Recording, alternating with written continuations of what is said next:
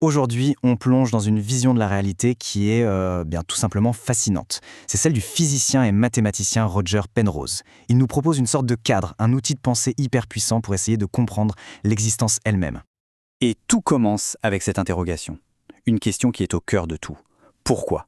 Pourquoi est-ce que notre monde, l'univers physique, obéit à des règles mathématiques avec une précision pareille ? C'est vraiment cette énigme qui est le point de départ de toute notre exploration. Alors pour s'attaquer à ce grand mystère, il faut d'abord comprendre la carte conceptuelle que Penrose a dessinée. Attention, ce n'est pas une carte géographique, non, c'est une carte de tout ce qui existe. C'est parti, explorons ensemble cette carte de la réalité et découvrons les trois mondes qui, d'après Penrose, la constituent. Le premier monde, c'est celui qu'on connaît le mieux évidemment. C'est la réalité tangible, matérielle, la chaise sur laquelle on est assis, les montagnes, les galaxies, bref, tout ce qui est concret et qui obéit aux lois de la physique. Puis on a le deuxième monde, celui de l'esprit. C'est notre monde intérieur, l'expérience subjective de la joie, de la peine, la perception d'une couleur comme le rouge, le sentiment de l'amour, tout ça c'est le domaine de la conscience. Un royaume complètement immatériel.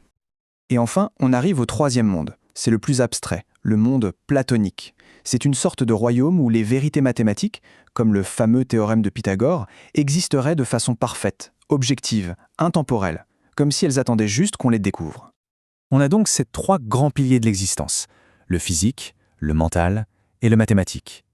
Mais là où ça devient vraiment révolutionnaire, ce ne sont pas tant les mondes eux-mêmes, mais les liens incroyablement profonds et mystérieux qui les connectent les uns aux autres. Le premier grand mystère, c'est celui-ci, le code de l'univers. Autrement dit, comment le monde des maths pures peut-il structurer, façonner notre réalité physique ? Pensez-y un instant. Pourquoi est-ce que des concepts purs, des idées qui semblent n'exister que dans la pensée, peuvent dicter le mouvement des planètes ou le comportement des particules subatomiques ? C'est ce que le physicien Eugène Wigner appelait la déraisonnable efficacité des mathématiques. C'est fou quand on y pense. Pour Penrose, ce monde des maths n'est pas une invention humaine, pas du tout. C'est une réalité objective qu'on ne fait qu'explorer. Les mathématiciens seraient alors comme des explorateurs qui découvrent un continent inconnu et non pas des inventeurs qui créent des histoires à partir de rien. Et attention, on ne parle pas de mathématiques simples. Nos théories les plus fondamentales, comme la relativité générale ou la mécanique quantique, reposent sur des structures d'une complexité ahurissante. C'est un peu comme si l'univers était écrit dans un langage mathématique hyper avancé qu'on commence à peine à déchiffrer. Alors, qu'est-ce qu'on trouve dans ce monde ? Des vérités éternelles. Prenez l'ensemble de Mandelbrot, par exemple. Avec sa complexité infinie, ses détails incroyables, eh bien il existait dans ce royaume bien avant que quiconque ait pu l'imaginer. On ne l'a pas inventé, on l'a découvert. Passons au deuxième grand mystère. Celui-ci touche à une connexion qui nous est très intime et pourtant incroyablement déroutante. Le lien entre l'esprit et la matière. Comment est-ce possible qu'un simple assemblage de neurones, de la matière qui obéit aux lois de la physique, puisse produire l'expérience subjective de voir la couleur bleue ou de ressentir de la nostalgie ? Comment de la chose peut-elle se mettre à penser ? C'est vraiment ça le cœur du problème. C'est le passage du quantitatif, on peut mesurer l'activité électrique dans un cerveau, au qualitatif, l'expérience vécue, personnelle, intérieure. Ça, c'est une des plus grandes énigmes de la science. Et on en arrive au troisième et dernier mystère, celui qui vient boucler la boucle. Il s'agit de la découverte du code. Comment notre esprit peut-il se connecter à ce monde intemporel des mathématiques ? Celui-là, c'est peut-être le plus étrange. Notre cerveau est le produit de l'évolution, il a été façonné pour la survie, pour trouver de la nourriture, éviter les dangers. Alors comment se fait-il que ce même cerveau soit capable de comprendre la géométrie non euclidienne ou les nombres complexes ? Des concepts qui, a priori, n'ont aucune application directe pour notre survie ancestrale.